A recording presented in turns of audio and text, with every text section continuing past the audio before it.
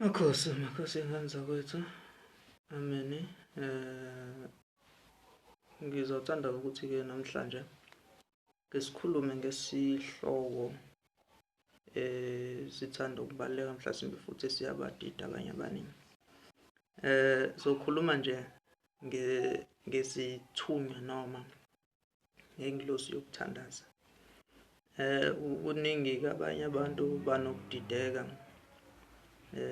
ngale ndaba, kodwa-ke engikushoyo kunye ukuthi uma ngabe noma ngabe iyona yiphi indlela isithunywa sakho esithanda ukuthi sikhuphuke ngayo noma esidinga ukuthi sikhushulwe ngabo, kukhona abanye abantu othola ukuthi bafuna ukuthi uma ngabe isithunywa sabo sizodingeka ukuthi bathi ukuhlushwa. Uma kuthiwa ukuhlushwa kusuke kungashiwo ukuthi umuntu mhlasimbe fanele uphathwe kabi.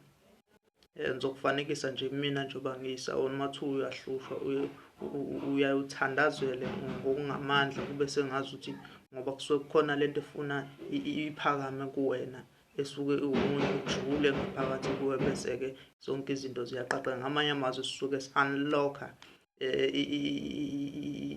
i-gift yakho ngaphakathi. Kodwa-ke into ebalulekile ila kubalulekile kuzo zonke izinto osuke uzenza uma ngabe unesithunywa. Mina-ke ngizokhuluma kahle ngoba ngiwumuntu oqale into yami ukusebenza abantu, ngaqala ukusebenza ngibaphilisa ngisesithunyweni. Yonke into yami nje into eyafika kuqala kunedlozi kwaba ingilosi kamoya yesithunywa. Umuntu owangiphekayo engazi ukuthi cha wayengipheka ngempela kwakubaba uMdunge uNdwalana. Lapho-ke kuyona insizwa yangifundisa ukuthi kuyalindwa, kuyathandazwa, hhayi kancane, uthandaze ujule isikhathi eside. Isithunywa-ke sidinga ukuthi ulinde uthandaze, noma kuthiwa mhlasimbe wenzelwa igobongo lakhona, uma kuthiwa khona igobongo, kodwa nje into egude ngoba phela iy'thunywa zabantu ayifani. Khona omunye umuntu avane alinde ngale kwegobongo bese eyaphakama nje umoya uzehlele, wehlike umoya usebenze kuye, usebenze njalo kube kanjalo. Kuyashiyana-ke abantu. Okunye kuthiwa kudingeka ukuthi udle igobongo ngoba kusuke kukhona isidalwa esisondele kakhulu eduze kwakho, kudinga ukuthi sihlambululeke kuwena ngaphakathi nawe kwawena uqobo. Angazi ngizobe ngiyithini le ndaba, kodwa-ke khona ngiyathemba ukuthi umuntu uyazi ukuthi ave kulindwe esithunyweni. Angikhathali noma ngathiwa uye enkonzweni, futhi ave kubalulekile ukuthi ngisho kuthiwa uye enkonzweni uyokhuleka. Ngikhuluma-ke nabantu kakhulukazi abajwayele umoya kaZiyoni, nanjengomuntu oyisayoni okhulekayo nje, strong futhi. Ubungoma lobu, umnyanga lobu, into engifice ngoba kuyisiphiwo sakithi nesakomalume. Into nje engifice nje, futhi hhayi ukuthi ngificile, yayivele ikhona kumina egazini, kuphela ukuthi umuntu owasheshe wafika kuqala nomuntu engamnxusa kakhulu, nganxusa ingilosi kamoya, indlela izinto ey'suke zazilikhuni ngayo empilweni yakho. So kubalulekile ngoba isithunywa ave siwumlamuleli ezimpini nazo zonke izinto ey'suke zikubhekile, zibhekene nawe empilweni. Isithunywa sibaluleke kakhulu ngoba siyakwazi ukuthi sibeke aside amacala asuke khona oyihlomkhulu obani uzwa kuthiwa hhayi into yakho uma kufanele izinto zakho yiqaqeke, kufanele uqale uyokwenzela umsebenzi noyibanibani. Isithunywa yonke leyo nto siyayimisa, sidedise, siyibeke eceleni ngoba singumoya ongathathe esayidi la muntu, futhi usukungenacala. Sokusebenza ngawo kuyinto ebaluleke kakhulu. Kodwa-ke funa ukugada ukuthi uma sesihlambuluka sikhuphuka naso, uma unedlozi elisuke li-clean noma idlozi elivele lisondele, liyadedela isithunywa siqubuke kuqala, kodwa uzokwazi ukuthi isidalwa sakho esikwembethe sisuke sisondelene noma kusuke kwakuvele kuwumuntu owayethandaza. So kuzodingeka ukuthola ukuthi mhlasimbe lowo muntu wayevele kade ephiwe, noma ungakazi umbone esaphila ukuthi cha lo muntu wayenesiphiwo, ngoba phela khona abanye abantu othola ukuthi baba khona babalekele ukuphatha izikhwama noma ukuba isangoma, ukuba umthandazi, ukuba inyanga. Uthola ukuthi omunye umuntu uzobalekela nje ekukholweni, athi mangabe balekele ekukholweni abone kungcono khona, abaleka ngisho esebona ukuthi ukuhlupheka kuyamfica, ukubanjwa izigulo, athi nje yena hayi ngeke. Leyo nto lowo muntu ave eba inkinga uma esefa, ngoba uthi mangabe sevuke vukela kuwena, uvuka wena afike ngalomoya vele activateile esafika noma unleashile, lawo madla esuka unleashile, bese kuphakama ke idlozi kuwena.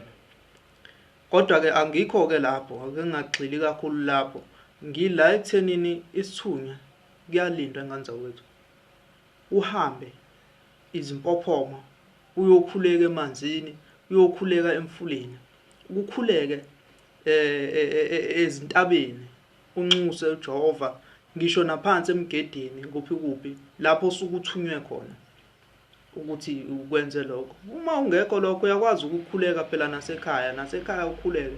Kunezikhathi ke izithunya eziyayifike ngaso, kwesinye isikhathi ke singafika noma inini, siyidilikela nje noma inini ngesikhathi sithandaza, uzwe ufikelwa umunyu, ufikelwa usizi, kube sengathi mhlasimbe ungalila.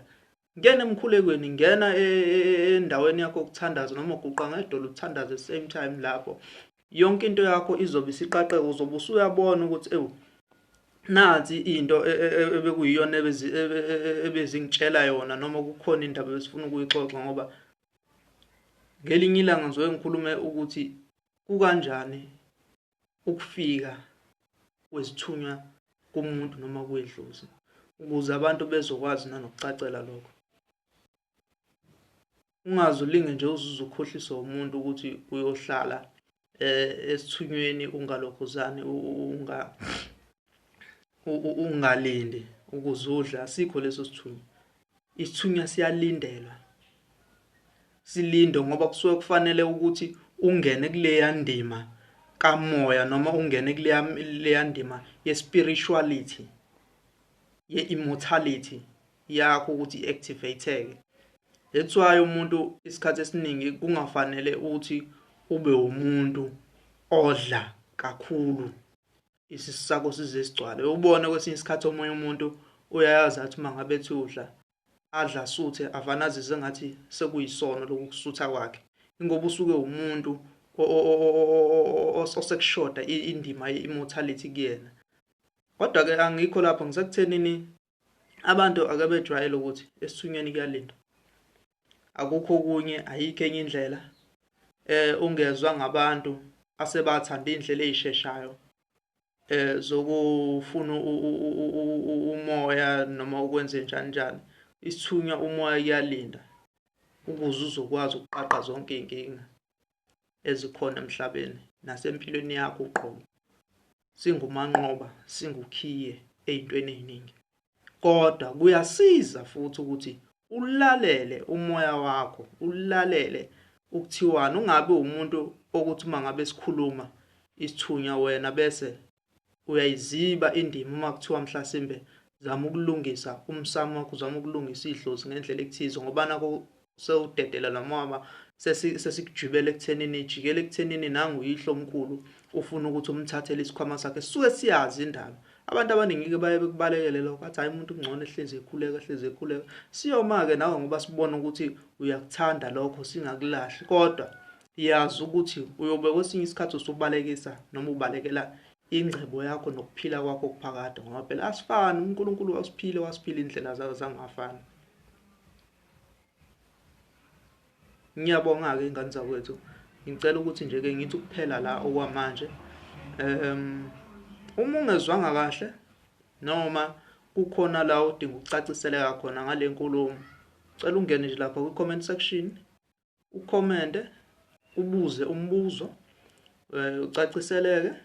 Ungene nalapha kule button le ethanda ukuba bomvu ebhalwe ngokumhlophe ukuthi subscribe, uyithinte icindezelo lishintshe ibe grey. Uzobe ususubscribe-ile ke lapho ngane zawethu, khona nami ngizobona ukukhuthazeleka utshele futhi nabanye abantu ukuthi lolu lwazi engilusherishayo ungalisherisha nje ulusherishe nomunye umuntu ungamfihlela nqene ukusherisha ulwazi nomunye umuntu nanokumcacisela ngoba phela kwesinye seyikhathi kuyayidingeka ukuthi umuntu ulwazi nje ulidlulisele kubantu bebonke. Ngiyabonga-ke zingane zakwethu, ngiyabonga ingane zedlozi. Ngizocela-ke nje nikhiphe njalo, nihlezi njalo nisubscribe, like ama-video laphana, upresse nje ulike, press usubscribe. If uthanda ukuthi njalo uma ngabe ngi-upload i-video, when you open your Wi-Fi noma your data, bazokutshela lapho ukuthi hayi i-YouTube channel thize kamkhulu inesihloko esithize kunevideo esana nokuphuma ukuthi nokuthi.